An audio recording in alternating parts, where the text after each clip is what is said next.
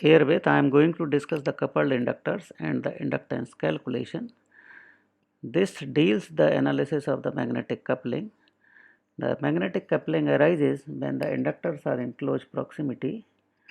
So, the flux caused by the time dependent current in one coil induces the voltage in the other coil.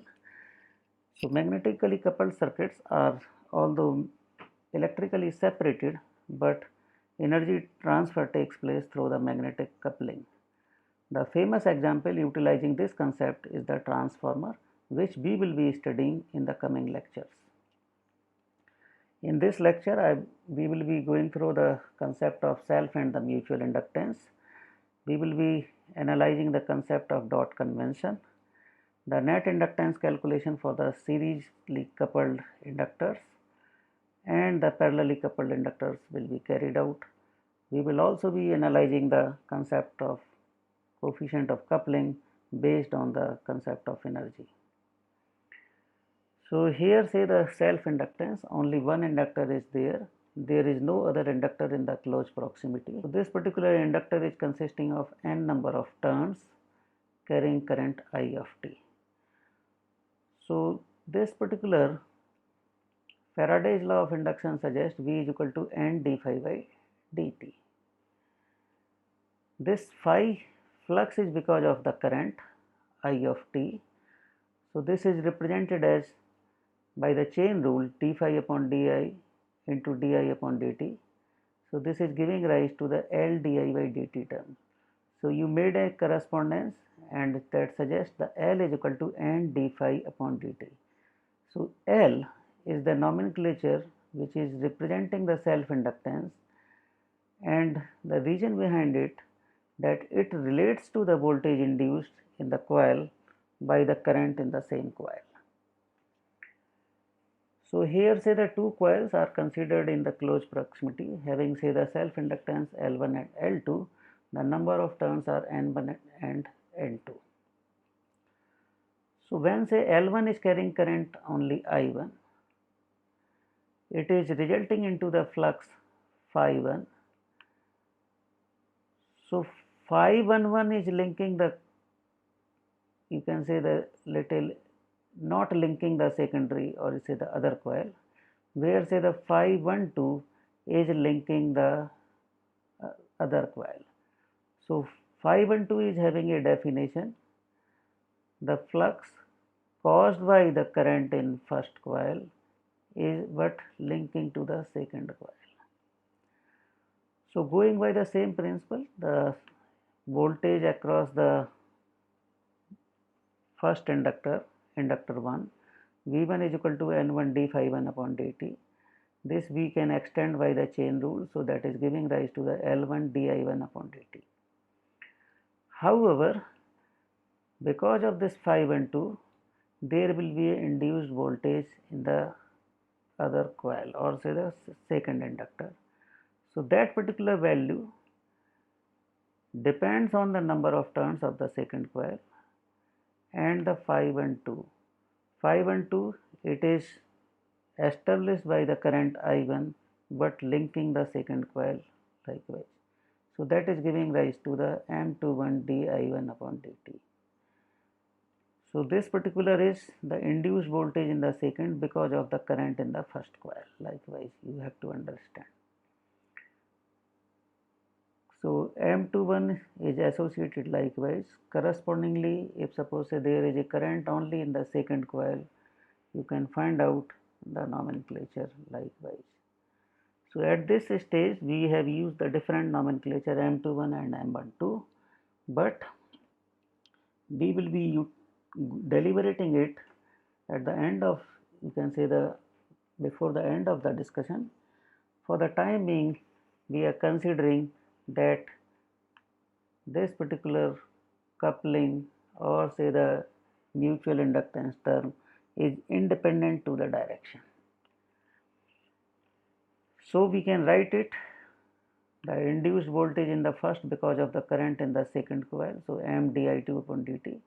Similarly, we can write V2 is equal to M di1 upon dt. Now, As mentioned previously, that the coupling arises when say the coils are in close proximity. This particular is a case when say the time dependent current is there. Now one point which we have to note, that the mutual inductance is always positive. However, we will be seeing that the mutually induced voltage depends on the polarity, or you can say decided by the constructional details. So the mutually induced voltage be computed by applying the right hand rule in conjunction with the Lenz's law. So that particular is also the fundamental aspects. Now we will be analyzing the dot convention. So it analyzes the orientation in which the coupled coils are physically bound. So this particular is important, how they are bound. The dot convention is preferred, or marking is used, because it is inconvenient to represent the physical details. Just to suppress that and to have the same useful information, the dot marking is done. So you can say dot is placed at one end of each of the magnetically coupled coils to indicate the direction of the magnetic flux if the current enters the dotted terminals of the respective coils. Likewise. So let us take one example, how the dot are to be marked. So this particular is a core. On this we are placing the winding. So let's say one winding is placed which is having two terminals A and A dash. Now we are giving the current. So the current is directed likewise. Now if we are placing the right hand rule into the perspective, the direction of flux will be upward. So we can mark the A as a dotted terminal. There is a choice that we can also mark the A dash as a dotted terminal. So out of this we will be marking the dot to the terminal at which the current is entering. So A is marked as dotted terminal in this. Now for the other winding, we will be simply showing the windings. We will be keeping the direction of flux unchanged, and when say the direction of flux is kept unchanged, the direction of current is marked keeping the right hand rule in mind. So in this way, let's say the thumb is pointing towards the direction of the flux. So we are wrapping it, holding it by the right hand rule and deciding the direction of the current. So the dot is placed at a terminal through which the current is entering. So let's say in this it will be B. Similarly, let's say the procedure is for C coil. So here say the flux, like say you are holding it. So in this particular, the direction is to be like this, and we will be marking the C dash as dotted terminal. So the simple concept is apply current to one of the winding and mark the flux direction using the right hand rule. Mark the dot at the terminal through which the current enters. In other windings, orient the current direction while keeping the flux direction unchanged using the right hand rule, and mark the dot in the other winding to terminals through which the current is directed to enter. So you please follow, the current is directed to enter. This is what we are deciding by the right hand rules.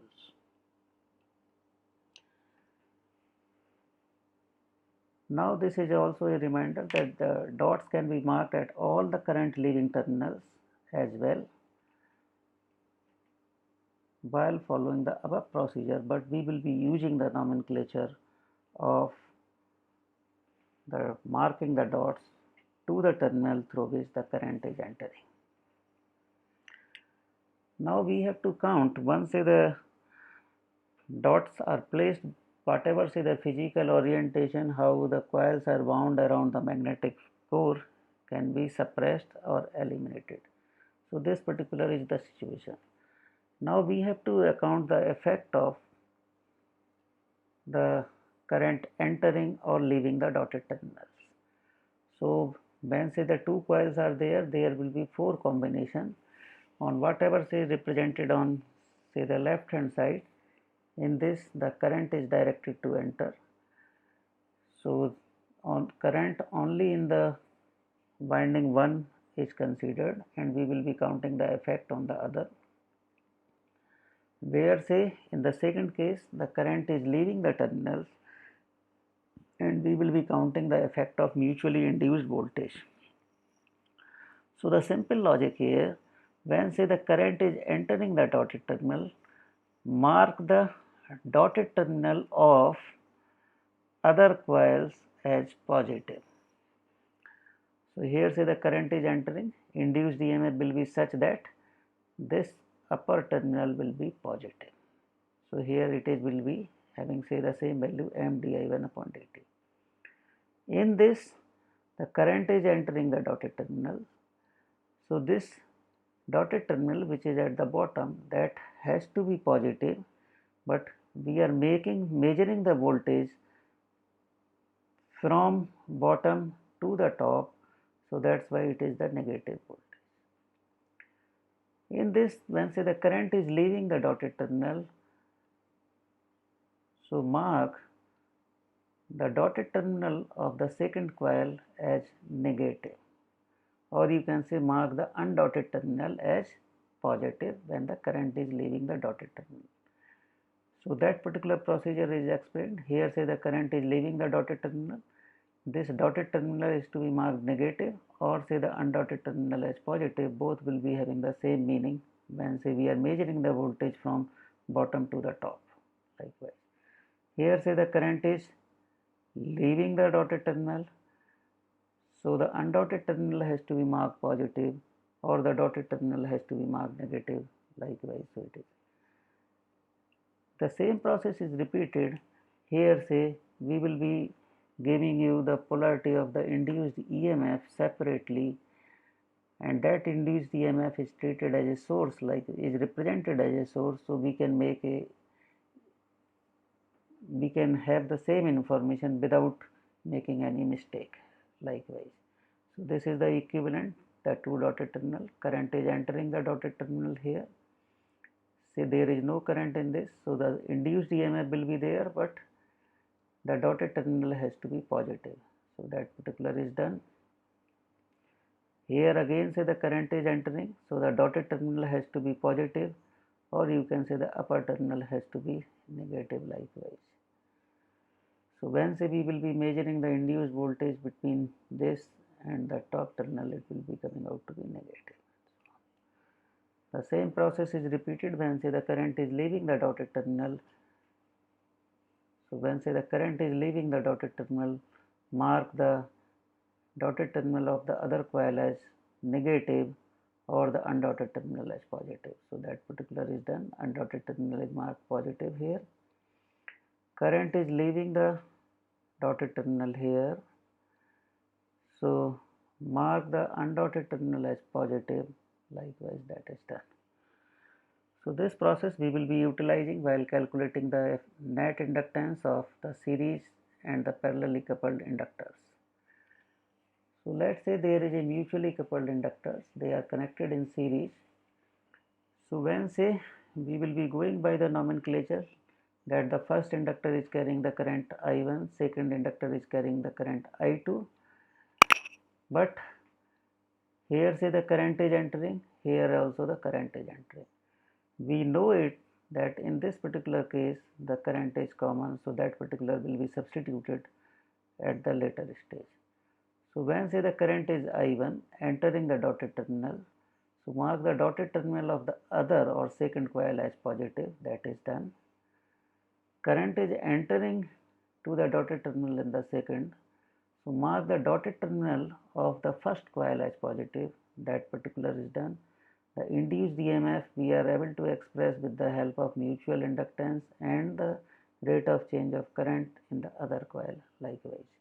Self-inductance multiplied by the rate of change of current in the same coil current. So that has been repeated, but when say I is equal to V1, I1 is equal to I2 is substituted, we will be able to have the expression like L equivalent is equal to L1 plus L2 plus 2M. So this 2M is the factor because of the induced EMF in the second because of the rate of change of current in the first, and induced EMF in the first because of the changing current in the second likewise. The same phenomena, same results will be obtained because in both cases the current is leaving the dotted terminals. So the same result is obtained and they are regarded as the cumulative coupling.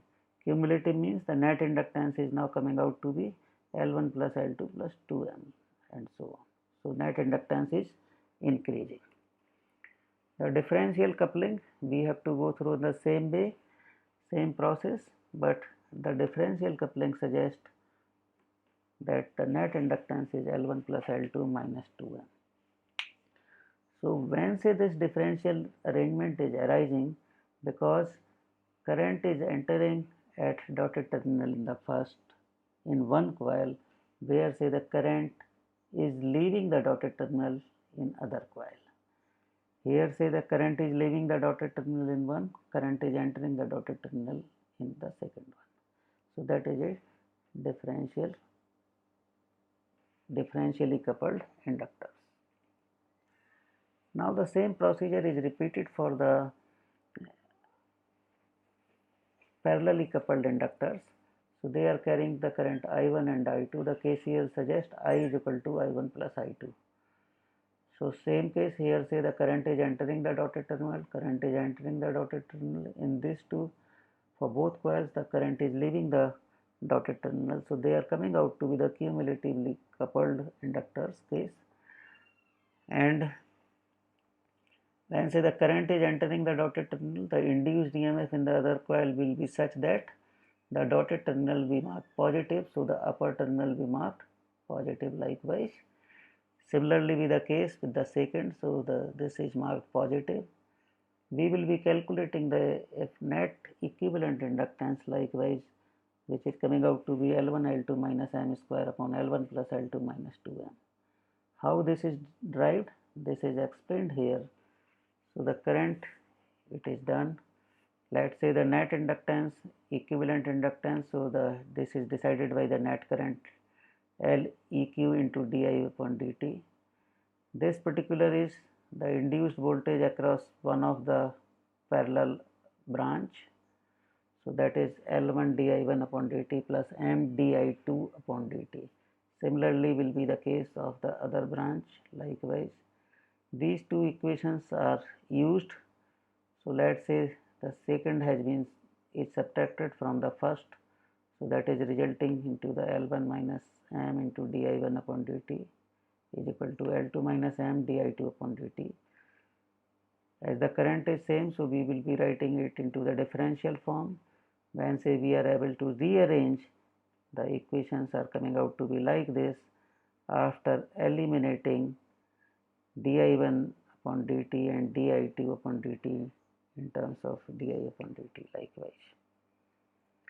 So here say when say they are cumulatively coupled, this denominator term is having the minus 2m sign.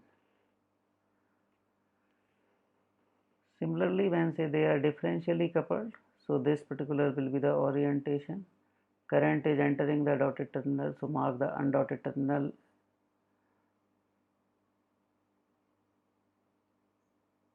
Okay, here say the current is entering the dotted terminal, so mark the dotted terminal of the other coil as positive likewise. Current is leaving the dotted terminal, so mark the undotted terminal as positive or the dotted terminal as negative likewise. So that has been done. After that we have done the KCL, so I is equal to I1 plus I2. The KVL relationship is L equivalent into di upon dt is equal to L1 di1 upon dt minus M di2 upon dt likewise.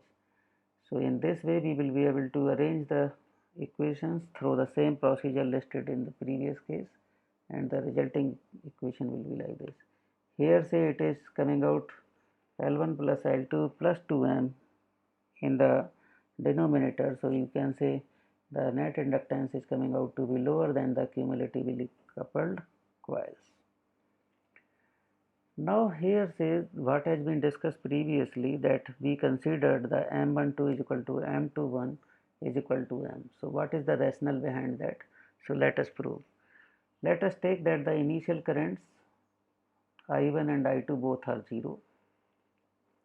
We will be computing the energy while first increasing the current I1 from 0 to capital I1, which is the final value, and then increase the current I2 from 0 to capital I2. Okay. So when say we are increasing the current I1, the I2 is equal to 0. So I2 is 0, I1 is increased from 0 to 1. So induced voltage is L1 di1 upon dt. The power is voltage multiplied by the instantaneous current. So I1 L1 di1 upon dt. When say we are doing the integration, because only the current is increased from 0 to capital I1, this is giving rise to the half L1 I1 square. Now the I1 is kept at the capital I1 level, and the I2 is now allowed to increase from 0 to capital I2. So the power will be by the I1 M12 into di2 upon dt plus I2 L2 di2 upon dt. Okay. So this particular will be there, and this particular is giving rise to half L2 I2 square plus M12 I1 I2.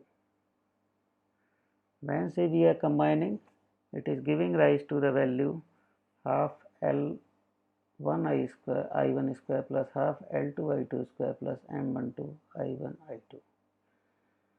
Now this particular procedure is repeated in the reverse manner. So reverse manner suggests increase the current I2 from 0 to capital I2 first, and then increase the current I1 from 0 to capital I1, while say keeping the second current at level I2. So using the same procedure, this particular is giving the energy. So first two terms are the same. The second term here, say the M21 is appearing, in the previous it is M12. However, the energy suggests that when say the current levels are coming out to be the same, it has to have one unique value. So there cannot be two energy levels, and that suggests that it is possible only when M21 is equal to M12 is equal to M. So that is one aspect. Now when say we are considering the cumulative coupling, this particular will be the arrangement. So the same plus sign is appearing. If say the differential coupling is there, then the minus sign will be appearing. This minus sign is, or you can say the differential coupled inductors are giving some useful information. This suggests that the energy cannot be negative. So this particular term has to be always greater than equal to 0. When say we will be rearranging and solving it, we will be getting that M has to be less than equal to root of L1 plus L2. So this particular is suggesting that there is a coefficient of coupling which we can associate, and that suggests K is equal to M upon root L1 L2. So this is further suggesting that the coefficient of coupling value is lying between 0 and 1, because the M value has to be less than equal to root of L1 L2. So the K value cannot be anything other than the value between 0 and 1. So depending on this K, we can associate the coils as tightly coupled, loosely coupled. Likewise, for the perfect coupling, K has to be 1. An example, three inductors are having inductance of 2H, 4H and 6H respectively. The mutual inductances are specified M12, M23 and M13 as 1H, 1H and 0.5H. We have to find the effective inductance. So the standard procedure is they are connected in series. So you will be first adding the self inductance term L1 plus L2 plus L3. Then analyzing the coupling. So let's say 1 and 2. Here say the current is entering, current is leaving. So that particular will be resulting minus 2 M12. Then you will be analyzing L1 and L3. So current is leaving, current is entering. So that is also minus 2 M13. Then L2, the current is leaving. Here say the current is leaving. So that particular will be plus 2 M23. So in that way, you will be having the equivalent relationship as L1 plus L2 plus L3 minus 2 M12 minus 2 M13 plus 2 M23, and that particular is giving you the 11 Henry as the net inductance. In this particular, we have to find out the resonant frequency. So first calculate the net inductance L1 plus L2 minus 2 M12. So that particular is giving rise to the 2 plus 4 minus 2, so 4 Henry, and this 2F that is in series. So the resonant frequency you can obtain as 1 upon root of LC. So as a summary, the dotted terminals on the coil indicate the direction of magnetic flux when the current enters the dotted terminals. The example which we considered, the direction of flux was always clockwise when the current was entering to the mutually coupled coils through the dotted terminals. The mutual inductance is positive always. However, the induced voltage decides is decided by the nature of the coupling likewise, or you can say how that particular coils are bound physically. The high inductance is obtained for the cumulative coupling, whether it is a series connection or the parallel arrangement, where say the lower value is resulted during the differential coupling. On the basis of the coefficient of coupling, we can describe the loosely coupled, tightly coupled, perfectly coupled, or even the uncoupled coils likewise. So next we will be discussing the AC circuit concepts, and you can refer these particular text for further readings.